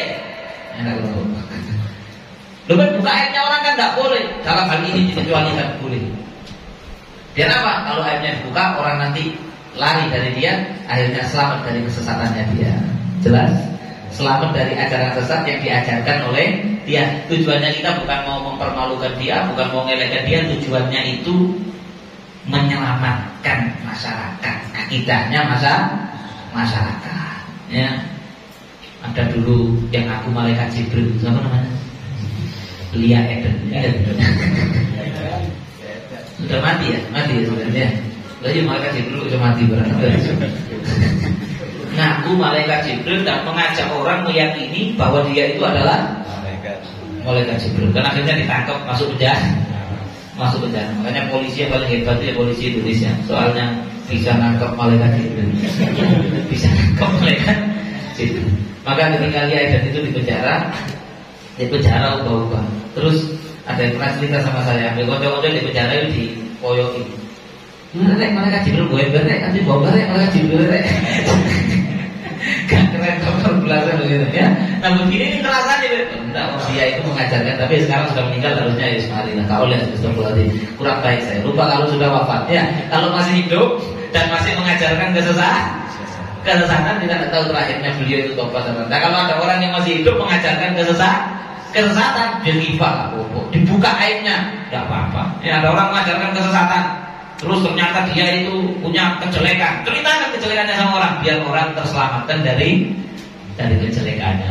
Waduh, fulan itu mengajarkan kesesatan, tapi saya tahu nyolong kotak amal gimana, sebarkan, viral kan. Kalau fulan itu nyolong kotak amal, biar kalau dia kampanye keyakinannya kan di rumah ngomong paling kotak amal, sosok ngomong akhirat, itu kan akhirnya bisa masuk itu, iya atau tidak? Ya, tapi kalau selagi dia bukan penyebar kesesatan, tidak boleh dirasa. Jadi yang pertama tadi apa? Imamul fajir, pemimpin yang zalim. Yang kedua sahibul bid'ah, orang yang keyakinannya sesat dan berpotensi menyesatkan orang lain. Yang ketiga al-mujahir bil fisqi, orang yang bejat dan dia terang-terangan dengan kebejatannya. Itu diriba, masalah bejatnya tidak apa-apa. Orang bejat itu kan ada dua. Menurut yang bejat singit-singit, ada yang bejat singit-singit, ada yang bejat terang-terangan. Contoh bejat masalah apa misalnya? Zina misalnya, atau minum khamr. Ketika dia minum khamr itu ada yang belinya itu sembunyi-sembunyi di sini, dia masuk di kamar, dikunci terus minum. Berarti ngombe khamr gimana kalau ngombe khamr bismillahirrahmanirrahim? Haram, bismillahnya haram. Ya, bismillahnya haram. Nah, orang yang kayak gini, misalnya sampean kok pas ngintip jendela diketok dia lagi minum, boleh dirasanya enggak? Boleh atau tidak boleh? Tidak boleh ya. Tidak boleh dirasani, aibnya tidak boleh dibuka. Tutup. Man satara musliman satara Allah di dunia wal akhirah. Siapa yang menutup aibnya orang muslim ini tadi mabuk iya tapi kan sembunyi-sembunyi dia. Jangan ketemu tiba-tiba ketemu. Ada anak muda-mudi zina nang tebu-tebuan, zina ekonomis atau zina gak bodoh ya. Melbunan tebu-tebuan, dia sudah sembunyi lah kok ketemuan kemudian disoting, disebarkan, boleh tak? Tak boleh, hati-hati boleh. Maksud saya biar jaga kebersihan kampung, tak gitu caranya. Soalnya itu dia sudah sembunyi, itu harusnya aibnya ya buah ini sampai hukum, dibilang bapaknya diwadani begini, tapi aibnya ditutup, ojo diomong, ojo dirasani, karena dia fasik toh. Tapi ada namanya mujahir bil fiski, yang terang-terangan di dalam kefasikannya. Nah ini boleh dirasani gak apa-apa. Inilah maksud ketika ada hadis la ghibata li fasikin, tidak ada hukum ghibah bagi fasik yang model begini. Gimana maksudnya? Beli khamr, bium di teras ngarep omane. Apa? Terus kita bahas lah, ya fulan itu preman mabuk, sumpah kamu di kampung mau fulan mabukan. Gimana? Haram enggak? Enggak. Paham bedanya? Kalau yang sembunyi di kamar mabuk kita rasani, aku dulu waktu fulan itu tiba rete, aku kayak mabuk di kamar ini. Itu ngerasani, ngungkap aib dong lah, ngerasani dosa itu maksiat bisa. Tapi ketika dia terang-terangan dirasani, tidak apa-apa. Baik, ada orang bejat terang-terangan. Saya bejat, saya mau masuk neraka. Enak di neraka, banyak artisnya. Boleh tak kalau yang mau dirasani? Boleh. Kalau dia bangga dengan kebejatannya, saya memang londe. Terus kalau kita bilang londe, ghibah apa enggak? Enggak. Bahkan bagus itu. Ya, itu namanya kalau dalam bahasa itu kan namanya takbir. Ya, namanya apa? Namanya biar tetap di masyarakat tidak bergeser bahwa bejat itu adalah bejat. Kalau orang kayak gitu tidak dirasani, nanti jadi mulia seakan-akan perbuatannya dia itu. Betul atau tidak? Sekarang begini, kita nggak boleh ngomongkan dia. Dia mujahid bil fisik, dia mengiklankan kebejatannya dia. Kemudian kita nggak boleh ngomong jelek tentang dia. Akhirnya nanti framingnya masyarakat, oh kayak gini tuh nggak apa-apa, oh dia baik kok, dia ramah kok. Akhirnya orang-orang nggak apa-apa jadi kayak gitu, jelas. Tapi yang seperti ini harus ditakbir, harus dikatakan ini bejat, ini fasikoh, ini begini, ini bejat. Biar orang tahu kalau kayak gini bejat, kayak gini itu jelek. Dan itu tujuannya agar yang batil tetap kelihatan batil, maka tidak dosa. Jelas? Walaupun ngerasani dalam bab itunya tidak dosa, tapi kalau ngerasani fisik tetap dosa. Paham? Bib, ada orang mujahid bil fisik, Bib. Terang-terangan dalam kefasikannya. Orangnya ireng dirasani bab irengnya jos. Ya. Rasanya no fasiki. Paham? Jangan dirasani jangan dirasani fisiknya. Kemudian apalagi banyak ya orang mujahid bil fisik, naudzubillah min dzalik, becong. Ada banci sembunyi-sembunyi. Dia itu kepingin jadi banci, kelambian itu di jero kamar, ditutup, gak ada yang tahu. Ya, kemudian dia jadi banci. Tapi kalau keluar rumah pasti muncul lagi. Yaitu dia ketika berpenampilan perempuan di kamar itu dosa, dilaknat sama Allah. Tapi dia masih sembunyi-sembunyi, seandainya sampai kalau nggak sengaja tahu, nggak boleh dirasani. Jelas, aibnya harus ditutup. Tapi kalau dia pakai baju perempuan, mejeng di Citayam kemarin. Alhamdulillah wis buyar saiki ya. Citayam besok bing tahu Pak Sudirman, masyaallah kelambian kowe itu diwawancarai, bangga padahal bencong. Terus tak rasani, saya termasuk pelakunya, tak rasani. Oh, ya Allah, naudzubillah min dzalik. Ya, bencong cilik. Ya Allah, bencong ini sik Allah, jadi bencong dengan bangganya, naudzubillah. Saya mau cari pacar laki-laki, saya ditunjukkan sama orang videonya. Ya Allah, ini kayak gini, dia bangga dengan kebencongannya, kan begitu, bangga dengan kefasikannya. Gimana? Boleh dan rasani? Boleh. Ya, jelas. Jadi siapa saja tadi yang gugur hukum ghibah atas mereka, satu pemimpin zalim, kata Imam Hasan Basri ini ya. Yang kedua, orang yang mengajarkan, orang akidahnya sesat, mengajarkan kesesatan. Yang ketiga, orang yang melakukan kebejatan. Dan maksiat yang dimaksud ini kabair ya, dosa besar. Dan misalnya maksiat itu dulu kabair nggak boleh. Kabair itu dosa besar. Beb fulan itu beb, anak tahu beb terang-terangan kalau suka ngelirik cewek cantik, itu masih belum fasik. Wong mek ngelirik, lu beb kan dosa, ya dosa. Tapi yo maksudnya fasik itu zina, minum khamr ya, judi, kemudian makan jadi rentenir ya, itu namanya fasik. Lah sing ngelirik arek wedok ayu iku ya dosa, tapi durung sampai fasik, maka jangankan mujahid bil fiski, dia fasik saja belum. Satu lagi, penipu. Walaupun di kalangan Hasan Basri cuma 3 itu, tapi saya tambahi satu lagi. Kalau ada orang yang kalau muamalah kerja sama orang nggak beres, suka ngakali. Nah, ketika kita tahu, kita ceritakan ke orang dengan tujuan agar orang lain jangan jadi korban, itu gugur hukum ghibah. Misal kemarin ini saya sing tadi ya. Misal saya sama Mas Dani ini ada urusan kerja, tiba-tiba tak tilep uangnya Mas Dani, wis tak tilep. Udah, kemudian saya mau kerja sama Mas Wahyudi misalnya. Terus Mas Dani ngomong, Mas Wahyudi, hati-hati lu Mas Wahyudi, Habib Zain itu baru gak beres, aku ini. Jadi mah dia ngono ghibah kok. Dibruka akhoka bima yakro. Itu lah Habib Zaid krungu tersinggung perkara penipu dan lain sebagainya. Oh enggak, jelas ya. Dalam hal ini tujuannya Mas Dhani agar Mas Wahyudi dan kalau perlu ngomong nganggo-ngake bahwasanya Habib Zaid itu kalau urusan gak bekerja nipu, biar orang-orang ini tidak jadi korban. Ojo kok meneng gak gelem ngrasani saken Mas Wahyudi, paham? Mas Dhani, apa ngomong tapi kok riba wis kalis timbang dosa kok aku awal maniat khulunna saya orang yang pertama berogos menengah wis akhirnya Mas Wahyudi tak wakali bisa cedak malah dosa ini malah dalam hal ini Mas Dhani salah harusnya ngomong. Nah, itu Mas Wahyudi misalnya tahu mantel nang Mas Dhani, benar atau tidak? Ya.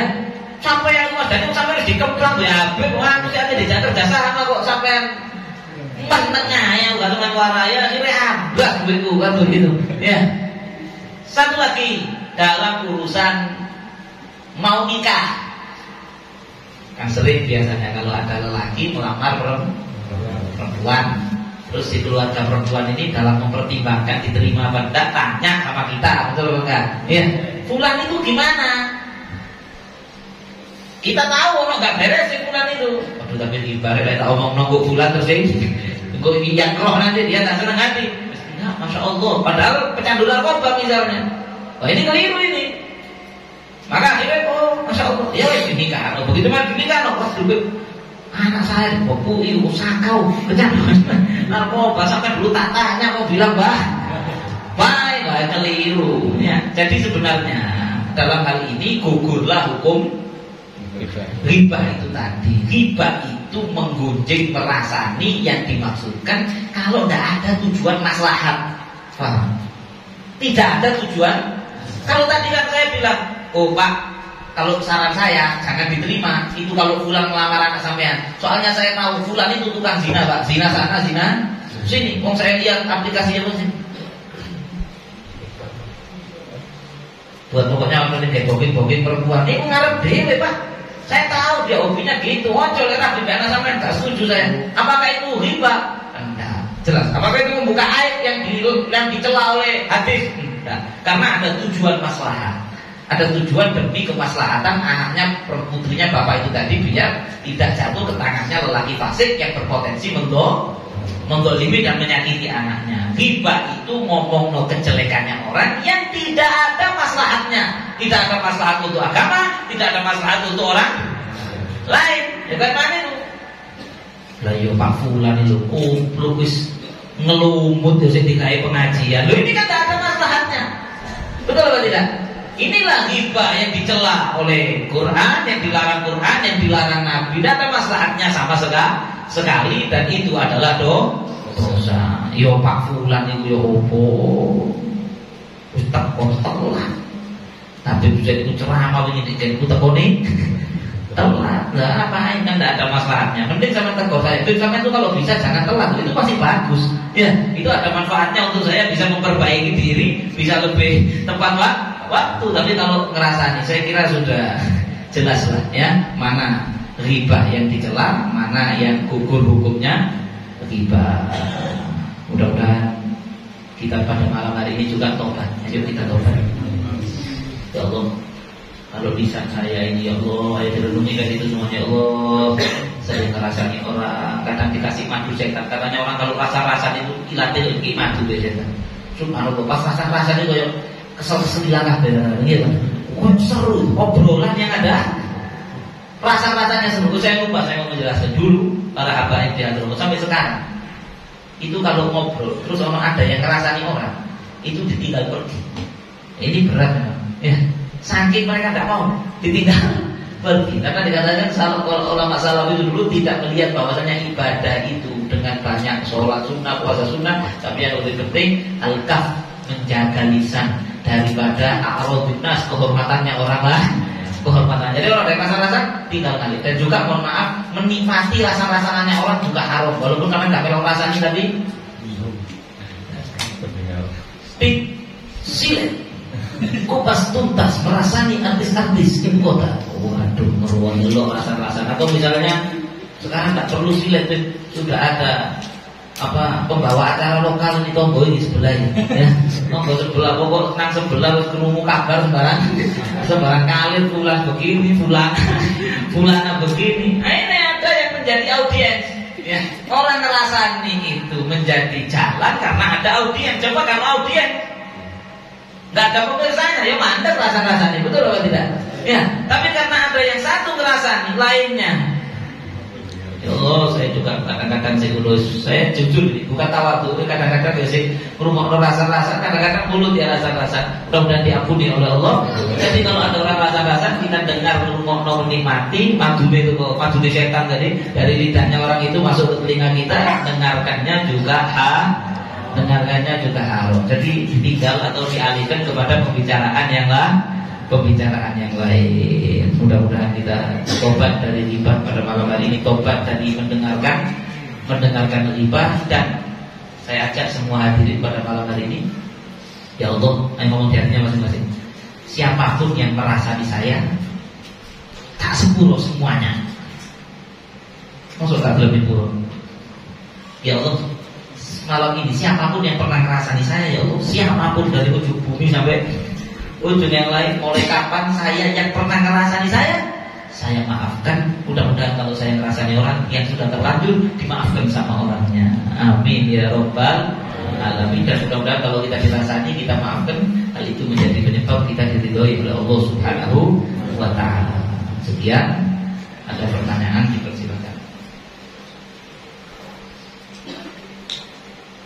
Oh, monggo di belakang. Mas Didi yang keras, maju ke depan.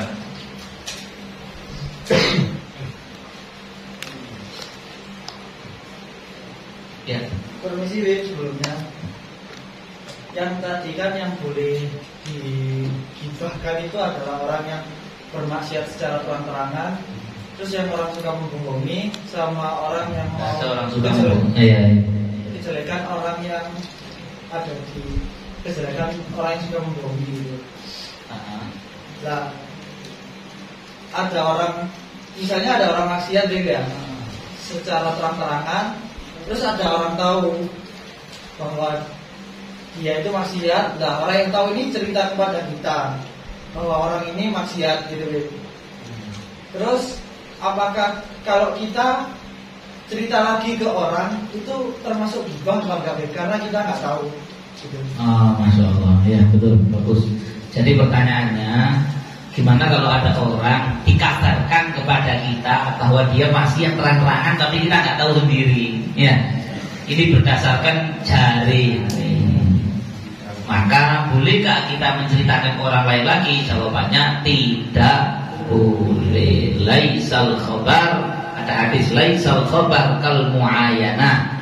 Kabar tidak sama seperti kita lihat sendiri. Ya, kalau yang ngomong itu benar.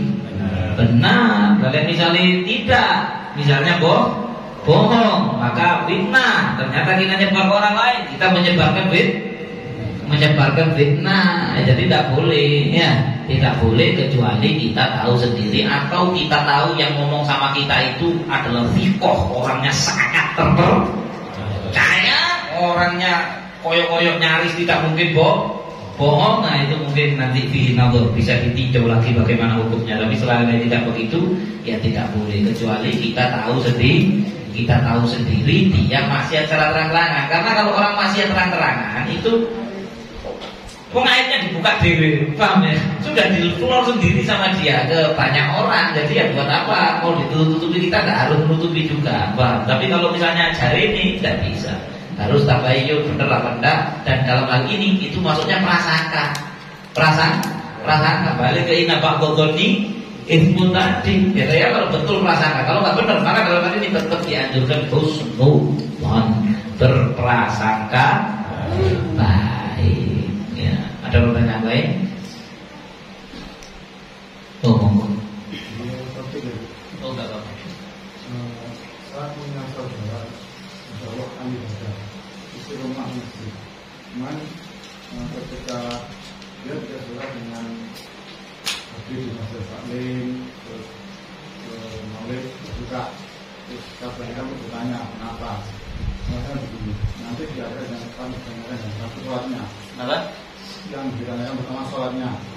Kalau sholatnya bagus, yang lain bagus. Percuma di mana-mana kalau sholatnya tidak bagus. Ini gimana ini? Baik, terbiasa ini ya. Seandainya ada orang ibadahnya bagus, sholatnya, wiridannya, istiqomah, tapi tidak mau ngaji, nggak senang belajar ilmu, nggak senang majelis taklim. Ketika ditanya kenapa, jawabannya nanti yang ditanya pertama itu sholatnya. Kata Imam Syafi'i, man lam yuhibbul ilm, cerita kami la khairu fihi. Orang yang tidak senang ngaji ilmu, la khairu fihi, tidak ada baiknya sama sekali di mata Allah, walaupun senang ibadah. Dan sering saya sampaikan, Nabi bersabda sallallahu alaihi wasallam, inna halaka hadhihi ummah, hancurnya umatnya Nabi Muhammad di akhir zaman gara-gara orang yang abid jahil, orang suka ibadah tapi bodoh dalam urusan ilmu agama, dan dia tidak tahu, tidak sadar dengan kebodohannya. Ini ya, ada orang itu saya tidak ngerti, saya harus ngaji biar ngerti. Itu bukan bodoh namanya. Itu namanya orang butuh bimbingan yang harus dibimbing. Itu namanya dia sadar, dia itu orang yang layadri wa yadri annahu layadri. Dia itu nggak tahu dan dia sadar kalau dia nggak tahu, sehingga dia harus cari tahu. Ini masih selamat insya Allah. Tapi yang bahaya itu layadri wa layadri annahu layadri. Ya, dia sudah nggak tahu dan dia nggak tahu kalau dia nggak tahu. Satu cukup ini. Tidak ada baiknya sama sekali. Kemudian kata Imam Haddad, Syaikh Ratib, beliau mengatakan barang siapa yang suka ibadah tapi tidak senang ngaji, ibadahnya lebih banyak mudorotnya daripada manfaatnya. Lebih banyak mudorotnya daripada manfaatnya. Li annal amal la yanfa' bidunil ilm. Amal tidak ada gunanya tanpa ilmu. Orang alim amalnya dikit, bodoh amalnya banyak. Menangan sing alim amalnya dikit di akhirat. Tak kasih tahu sama. Ya. Jadi mending mana memperbanyak ilmu sama memperbanyak ibadah? Memperbanyak ilmu. Kalau bilang mending mana? Ya yang terbaik ya sambil memperbanyak ilmu, memperbanyak ibadah. Luput yang ditanya sholatnya. Saya mau tanya sekarang, orang yang rajin ngaji itu ninggal sholat 5 waktu? Iya. Sampai lihat kalau orang habis sergap ngaji, sembahyangnya tambah sergap atau tambah belehan? Tambah sergap. Lah kalau dia bilang yang penting nanti ditanya sholat, ya benar. Dan nanti sholat saya yakin yang ngaji selamat karena ditanya sholat 5 waktu. Dan yang ditanya sholat itu sholat wajib, bukan sholat sunnah. Paham? Yang ketika Nabi bersabda inna awwala ma yuhasabu bil 'abdi yaumil qiyamah sholat, yang dihisab pertama kali nanti pada hari kiamat oleh Allah adalah sholat. Itu sholat wajib. Nah orang kalau senang ngaji gak sholat wajib juga gak selamat. Tapi ketika orang itu sholat wajib gak ngaji, resiko tidak selamat juga. Paham? Jelas, dan banyak kisah ya. Dan setan itu gampang kalau mau gelincirkan orang yang tidak ngerti ilmu tapi senang ibadah tok, gak senang ngaji, itu bagi setan itu tadi di jumlah orang rokok ya apa? Pernah dengar nggak ceritanya? Ada setan mau masuk masjid, goda orang sholat, nggak berani masuk karena ada orang alim tidur. Ada orang alim tidur, orang jahil sholat. Setan itu nggak takut sama yang sholat, ini takut sama yang tidur. Padahal tidur sama sholat itu kan harusnya setan lebih takut sama yang sholat. Tapi ketika ditanya kenapa? Kalau ini sih sholat ini gampang, tak kudol sini ngerti di sholat. Dan alim itu bukan harus kiai gitu. Sampai saya bilang sampai kalau majelis taklim terus menerus, justru alim kalau nggak sadar, betul nggak ngerti ini benar begini itu nanti jadi ya alim. Setan itu alimul wahidun asyad ala syaitan min alfi abid. Ada hadis, satu orang ngerti ilmu lebih ditakuti setan daripada 1000 orang ahli ibadah tok tapi tidak ngaji. Kebapak dia kali sama setan. Kalau ceritanya yang sholat ngalungi pakai tikus itu, ingat ada orang sholat wah ibadah tok, wah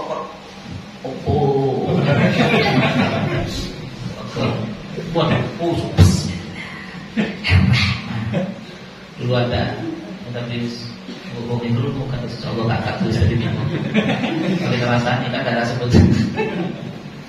kadang-kadang kesian ada orang itu sudah tidak senang ngaji.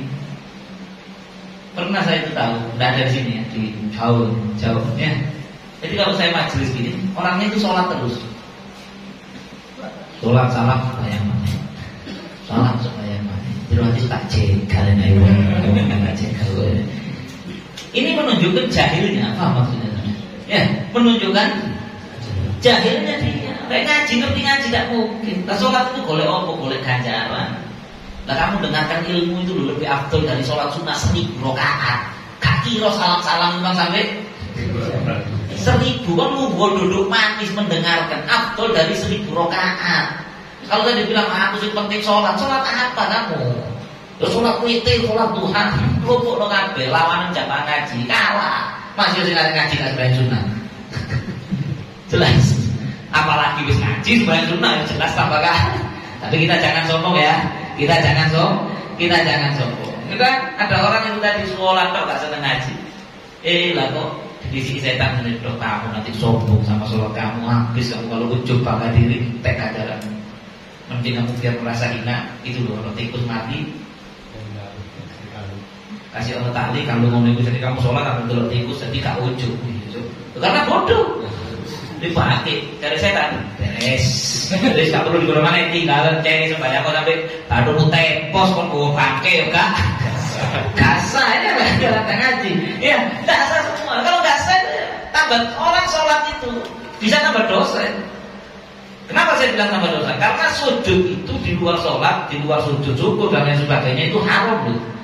Kita menang-menang ngoro sujud itu apa hukumnya? Tanya sama, menang-menang ngoro sujud. Kenapa sama sujud? Saya sujud itu haram. Nah sekarang kalau orang bawa bangkai, berarti kan tidak memenuhi syarat syarat sahnya sholat. Terus sujud karena berdiri kata boleh kandaan, itu nggak boleh. Dosa, lebih kan gak ngerti. Syukur Allah kata gak ngerti itu tidak bisa. Salah itu, salah tak belajar. Ya, pernah saya sampaikan di sini itu menghadap mengasih permisalan orang yang tahu tidak ngamalkan sama yang tidak tahu kemudian keliru itu sama-sama diberkahi Allah dan sama-sama ada dimaafkan. Karena menghadap ibarat jerakan nyuruh anak buahnya belanja dikasih catatan. Ya kan? Itu menghadap dengan soal ini itu ngomong. Saya misalnya kerja di rumah saya ada tukangnya tak suruh beli. Pak, sama belikan kuas 5 dim, semen, putih 5 kilo, kalau lagi misalnya nodrop, ya nodrop yang 5 kilo, kemudian cek dulu katilan, begini. Oke, udah. Tak kok ngulik biru kabeh, semennya tunggu semen kelabu. Ya, masya Allah, cete sih, kuas kecil. Mungkin tuku nodrop, gak tuku nodrop, tuku liane. Kemudian cek mongkon tuku ini, pokoknya keliru kabeh. Tambah tuku paralon, saya tuku paralon. Pasti kan saya tanya, lupa. Sampai yang harus pakai tulisan. Tak tulis sama saya tulisan, kertas. Kok keliru? Enggak, boten kula waos. Gak tahu oncom. Aku tuku sakar gede. Kira-kira saya kira-kira menang nggih boten napa Pak, nggih jenenge sampean boten semerap. Apa ngamuk? Ngamuk apa dimakan? Ngamuk. Karo bodol itu kan. Ya walaupun enggak boleh ngamuk, tapi saya kasih contoh. Karo ya apa lho wis tak kei. Nek boten tak waca salah ya kon. Waca. Atau misalnya dia ngomong, lho kok keliru? Ya bisa jadi kalau semerap sampean pesen iki, tapi kalau sengaja pesen liane, tak mau bisa. Jelas. Itulah permisalan kalau ada orang keliru di dunia, keliru sama Allah, apa maksudnya? Ya. Kemudian di akhirat alasan gak ngerti, jadi bisa kok pakai catatan. Apa caranya? Tak utus Rasulullah, tak utus Nabi, tak beno Quran. Panjang Nabi murui sahabat sak ngono kae, sahabat murui tabiin sak ngono kae, tabiin murui tabiun. Tabiin murui generasi tapi satu ulama saking-saking kok arek dia lawang keduake ulama yo karo. Iya kalau kamu ngomong ngono kamu anu saya berhasil gak 3 ya saya malah akal. Berhasil ngomongan Sao Paulo saya di rumah saya Sao Paulo gak iso ngaji sih untuk masuk akal Sao Paulo bae golek ulama aneh. Lawang Pasuruan. Ya Malang Kota ya Allah merem ngene golek wong alim. Ketemu kok kamu ndak tahu kemana aja woi. Ya, kamu kemana aja sudah sudah tak kei catatan gak iso, wis gak iso disepuro salahmu deh. Jelas ya. Jadi harus belajar, tidak bisa. Udah ada cerita lagi itu yang punya keledai, ingat? Yang belum tahu mungkin tak ulang. Ada orang di Maroko gitu, di Badan tok, tidak mau ngaji, Badan tok, wanita, sampai saking seneng ibadah gak gelem rapi. Itu juga kurang pinter bisa. Padahal kan enak rapi, berpahala. Ya. Ibadah enak kan, kumpul suami istri ya. Kata Nabi, kalau kamu kumpul istrimu itu sedekah, dapat pahala. Sahabat itu loh ya Rasulullah, masuk mulu oleh ganjaran, barang enak kalau ganjaran. Nabi tanya, kalau kamu salurkan sahabatmu kepada yang haram dapat dosa enggak? Dia berarti nasi halal boleh ganjaran. Lu enak, ya udah enak. Oh Nabi itu menyempurnakan separuh agama dan lain sebagainya. Ada orang ini ibadah tok sampai tak gelem rapi. Akhirnya punya keledai. Terus ini keledai di Nabi. Bilang keledai ini kayu.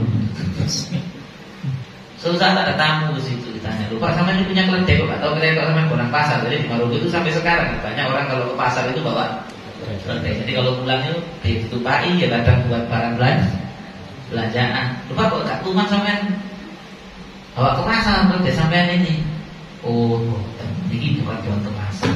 Bukan saya ini kan fokuskan diri saya untuk ibadah wiritan. Nah kalau sahabat saya datang keledai gimana tak tupai, naudzubillah.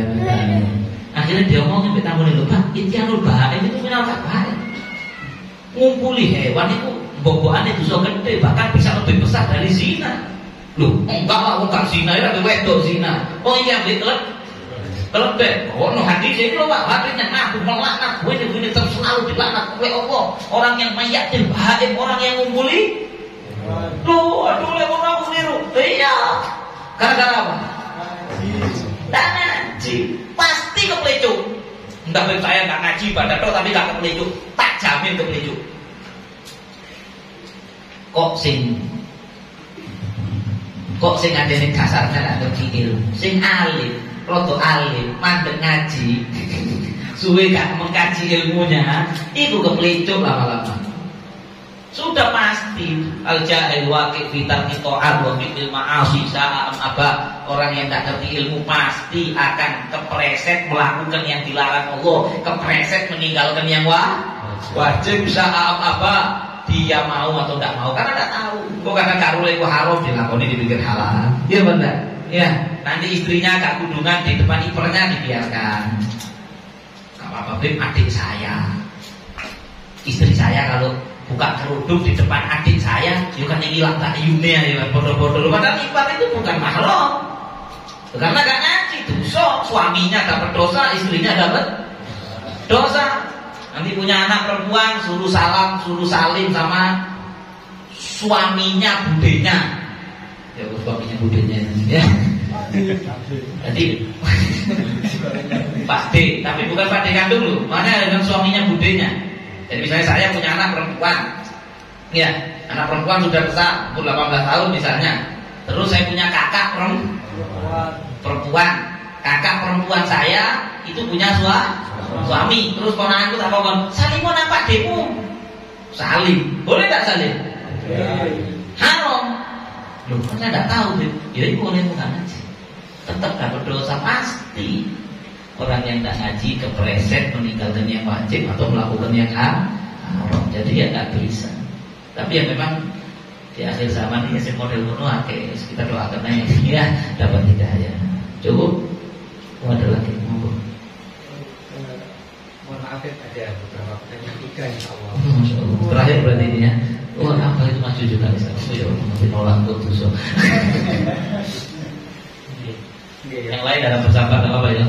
Yang merasa keringinan boleh jalan-jalan ke sini. Tidak apa-apa santai. Tidak beneran ini. Kalau merasa boring duduk lama, jalan ke pabrik-pabrik itu balik ini mana? Coba ini makan ini nggak apa-apa. Monggo. Yang pertama itu di tempat kerja yang saya tempati sekarang itu kan sering melakukan seperti evaluasi kayak gitu, evaluasi karyawan. Yang dilakukan para manajemen adalah melihat karyawan yang ada di bawah. Setelah itu menyampaikan seperti ini. Apakah ini memang termasuk hibah atau enggak? Iya. Hanya untuk mengevaluasi seperti itu.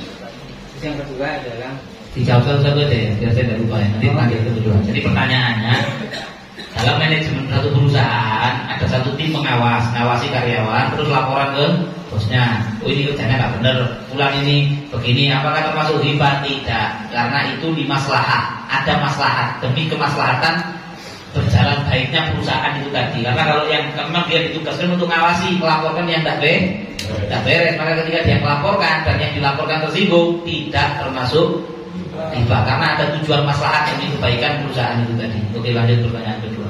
Yang kedua adalah tiap kita sebagai anak gitu yang berhubungan dengan tadi acara program TV yang hibah, kemudian orang tua kita itu kan suka. Tiap kita sebagai anak untuk istilahnya memberikan itu seperti apa? Bagaimana kalau orang tua kita suka nonton yang hibah-hibah? Bagaimana kita sebagai seorang anak? Fala taqul lahuma uffin wala tanharhuma wa qul lahuma qawlan kariman waqfid lahuma janaha dzulli minar rahmah wa qul rabbirhamhuma kama rabbayani shaghira. Oh, jangan diilokno bapakmu, ibumu, ndak usah dinasehati. Wis. Tidak usah dinasehati, nanti kamu malah kudu sama orang tuamu. Waqfid lahuma janaha dzulli minar rahmah. Bahkan kalau ibu ngomong jemput remote, padahal tahu kita mau nyetel gosip, maka ambil remote-nya kasihkan ibu kita, ya. Waqfid lahuma janaha dzulli minar rahmah. Tundukkan kepala wis gitu. Nggih. Terus ibu saya selesai mana? Qul rabbirhamhuma kama rabbayani shaghira. Doakan tanpa sepengetahuan ibu. Ya Allah, maafkan dosanya ibu saya mendengarkan riba, ya Allah. Maafkan ya Allah. Loh, kan harus saling menasihati. Kalau orang lain nasihati, ibumu takut khawatir nanti kita ngomong kasar nyakiti hatinya. Kalaupun harus menasihati lewat orang lain, lebih baik. Nah, ini juga nasihat untuk saya juga. Ya, lebih baik mungkin sampean itu curhat ke ustadzanya ibu sampean, atau siapa, nanti suruh nasihati ibu sampean, jangan direct, jangan langsung. Ya, karena ya khawatir nanti masuknya durhaka. Karena bakti tidak, wala taqul lahuma uffin wala tanharhuma itu berlaku walaupun orang tuanya kafir. Bayangkan banyak. Jangankan nonton gosip itu masih tidak sampai dosa besar kan? Ya, jangankan gitu. Kafir itu tetap tidak boleh batal. Walaupun kafir, walaupun tidak boleh taat sama kekafirannya ya tidak boleh. Tapi tetap disuruh waqfid lahuma janaha dzulli minar rahmah itu tadi tetap.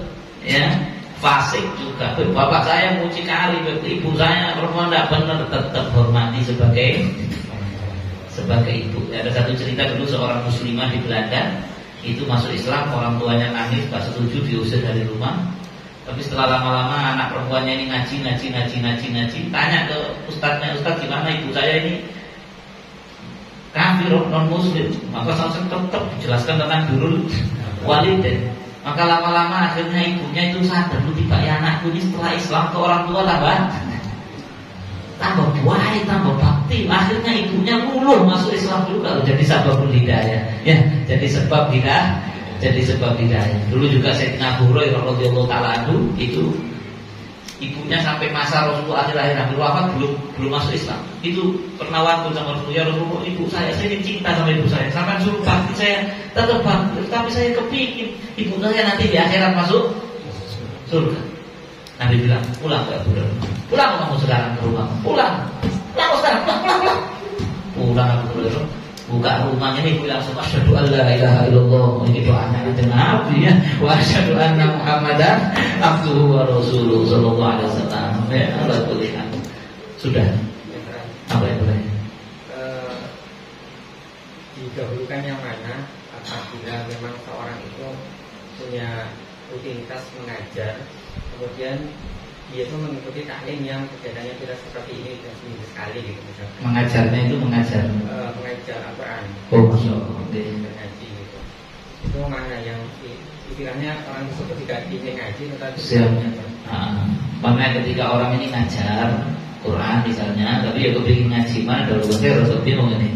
Jujur aja saya agak bingung jawab karena dua-duanya mulia. Cuman mungkin kayaknya ngajar itu lebih maslahat ya, karena kalau dia tidak ngaji ke sini, pengajian ini tetap berjalan. Tapi kalau dia tidak ngajar ke sana, akhirnya banyak anak yang tidak ngaji. Maka ngajar itu lebih maslahat, dan fadilahnya ngajar lebih besar dari fadilahnya ngaji. Walaupun orang itu juga tidak boleh ngajar kok, ngaji itu ya bahaya. Kayak saya ini rada peringatan keras ini. Ya, akhirnya kalian ngajar terus jarang ngaji, padahal itu bahaya. Banyak bicara nggak mau mendengar itu juga berbahaya. Tapi ya tetap lebih diutamakan mengajar, karena muallimun nas al-khair, orang yang mengajarkan ilmu kebaikan kepada orang lain itu maka akan dimintakan ampun oleh seluruh makhluk yang ada di alam semesta ini, di dunia ini, hatta al-hawfil ma, sampai ikan laut di dasar laut itu memintakan ampun untuk orang yang mengajarkan ilmu kebaikan kepada orang lain, walaupun itu ngajari anak kecil membaca Quran. Kalau jawabannya kurang memuaskan, mohon maaf. Kalaupun dibadali itu enggak boleh. Apa? Kalaupun dibadali ya boleh, kalau bolehnya boleh. Kan sampai tanya mana yang lebih utama. Tapi kalau sampai tanya boleh tidak boleh, ya boleh. Wong ngajar itu juga boleh berai. Ya. Karena ini juga majelis ini minggu depan kita tak berai soalnya. Ini kita omong yang ngajar boleh berai, boleh berai. Sekali-kali bikin ngaji ya boleh. Tapi kalau sampai tanya mana yang lebih afdol, ya sampai lihat mana yang lebih penting bagi diri sampean. Ya. Ngajar penting untuk diri sampean dan anak-anak. Tapi saya sangat perlu ilmu ya sekali-kali. Sampai pinter-pinter sendirilah mengatur waktu, mengajar bisa jalan, ngaji juga bisa jalan. Kalau sekali-sekali suami kepunya ngaji ke sini terus ditadali, ada yang tadali, ngajinya tetap berjalan, ya nggak apa-apa. Atau sekali-kali libur, sekali-kali loh ya, sekali-kali libur ya nggak apa-apa. Ngaji itu kan bukan berarti harus tidak boleh libur sama sekali gitu. Nggak segitunya juga, ya. Monggo. Mohon maaf kepada para jamaah. Tapi ini di luar tema, bagaimana ini ada uang dari kotak amal, baik itu dari mushola, kotak amal dari mushola atau kotak amal dari masjid. Terus disalurkan ke atau untuk diperbaikan kampung. Misalnya untuk buat perbaikan pura, kota atau jalan dan lain sebagainya. Tapi demi perbaikan kampung. Nah, pertanyaannya dari beliau, ini dulu awal-awal Pak PG pernah ditanyakan di sini ya bagi yang ngaji dari awal, tapi banyak yang belum membawa ikut. Jadi pertanyaannya bagaimana kalau uang kotak amal di masjid atau di musola dipakai untuk selain kemaslahatan masjid dan musola, tapi untuk maslahat umum, misalnya bangun gapuro, bangun jalan bolong misalnya, ya karena sama pemerintah daerah nggak dibangun-bangun, akhirnya masyarakat ngecor diri maksudnya. Ala kulli hal, bagaimana hukumnya? Secara umum hukumnya tidak boleh, hukumnya haram kalau si penyumbang itu tidak diberi penjelasan sebelumnya. Nah sekarang orang ngasih masjid itu li maslahatil masjid. Ya, sekarang ada kotak amal, menurut tulisannya. Ya, kotak amal masjid Baitul Makmur kalau di sini. Ya, maka orang yang masukkan ke situ tujuannya dia ngasih kemana? Masjid. Bukan maslahatnya masjid, maka uang itu tidak boleh digunakan untuk selain maslahatnya masjid. Gapuro, gapuro kan bukan masjid, jelas. Terus Beb, lah kalau gitu Beb gimana? Ya caranya kotak amalnya ditulisi kotak amal untuk pembangunan gapuro, ya. Kalau Anda yang masukkan ke situ, ya boleh buat gapuro, ya. Kotak amal untuk kemaslahatan kampung, kotak amal fukoro wal. Ini penting sekali lagi ya, coba masjid tok api-api, fukoro masakin gak di. Sering saya baleni di mana-mana ini, ya Allah, masjid diukir-ukir 3 miliar. 3 rumah dari masjid gede. Mau beli LPG tidak bisa. Bener apa enggak? Ya. Banyak yang kayak begini, keliru. Masjidnya gak usah api-api, elek apa-apa, yang penting ngasih orang fakir. Jelas. Apalagi masjid sudah banyak, bangun mana? Mending sing ono kotok-kotok. yang ada kosong-kosong. Kecuali kalau memang masyarakat di sekitar situ sudah cukup, monggo, jelas. Tapi masih ada yang fakir, dahulukan ngasih fuqara wal masakin. Ya, jadi kalau tidak ada maklumat informasi di depan itu untuk selain masjid, tidak boleh digunakan untuk selain keperluan masjid. Jadi sekarang kalau untuk acara di masjid, ini sering jadi pertanyaan, ya. Uangnya masjid untuk acara, misalnya peringatan Maulid Nabi, beli jajan kotaan untuk acara Maulid Nabi, acaranya masjid. Nah ini ya terjadi perbedaan pendapat, tapi saya mengikuti yang boleh karena itu maslahatil masjid. Karena orang yang nyumbang itu tahu ini yo kayak bangunan, yo kayak bayar listrik, yo kayak masjid duwe gawe. Jelas? Yo kayak masjid duwe gawe, maka boleh. Terus bagian yang hati-hati teman tidak mau. Ya kita menghormati, warok bagus. Ya, tapi kalau saya mengatakan boleh. Tapi ada kalau sampai ketemu orang lain yang mengatakan tidak boleh, ojo dibentur-benturkan sama saya. Itu bagus juga, saking hati-hatinya. Udah bisa, masjid cuma untuk bangunan, listrik ini. Kalau acara konsumsi tidak bisa. Ya itu beliau berarti lebih hati-hati. Kalau aku digentik buat beli bakso, gak usah dibahas itu sudah, ya. Saya rasa sudah cukup. Kemudian perhatikan sebelum saya tutup pengumuman, ya. Jadi jangan ada yang tidak mendengarkan ini. Pengumuman biar tak kejelik. Mohon maaf yang sebesar-besarnya, bahwasanya selama bulan Maulid rutinan ini tidak diliburkan, tapi difokuskan pada satu acara peringatan Maulid Nabi. Ya, yang saya harapkan jenengan semua jangan sampai tidak hadir dan diajak semua teman-temannya.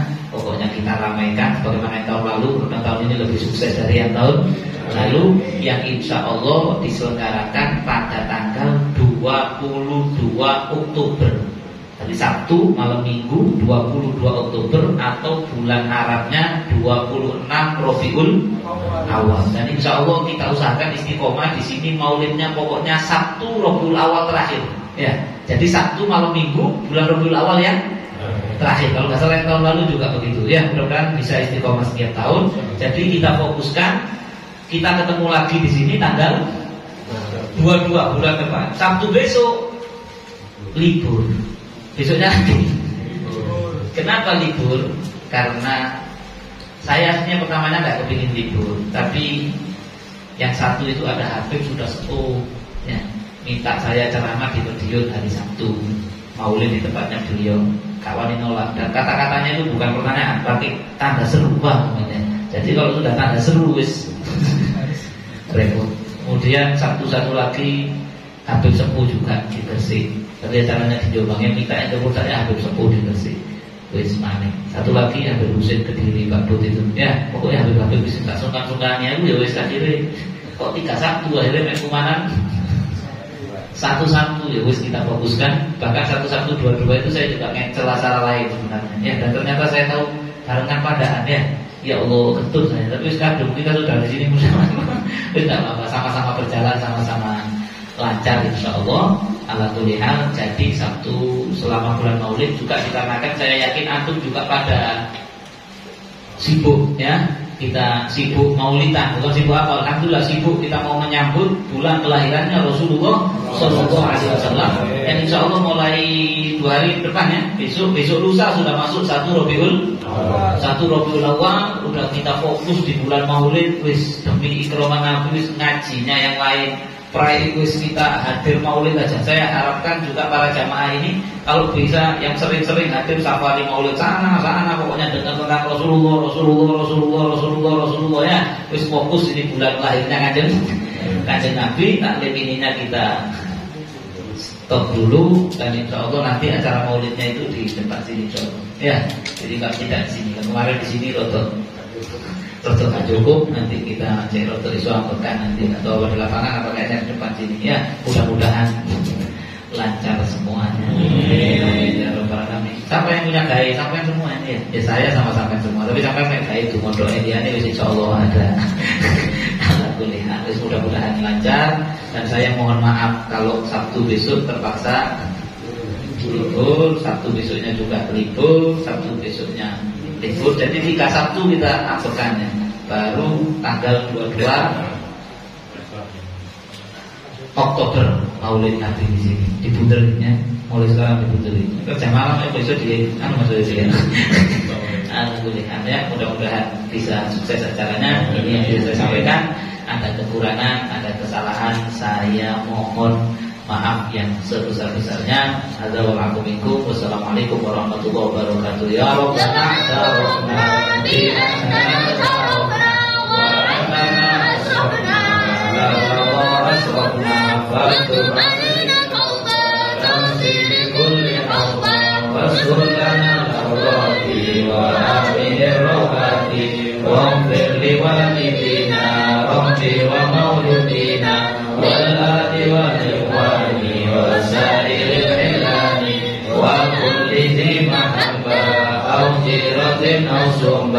والمسلمين أجمعين فضلا وجودا منا لا بانتساب منا بالمصطفى رسولي ممضى بكل سولي صلى وسلم ربي عليه يا ربي وآله وصحبه على تصاص صبي والحمد لله بالبدر والتناهي Subhanakallahumma bihamdika asyhadu an la ilaha illa anta astaghfiruka wa atubu ilaik. Rabbana taqabbal minna wa qul nazil al-Fatihah.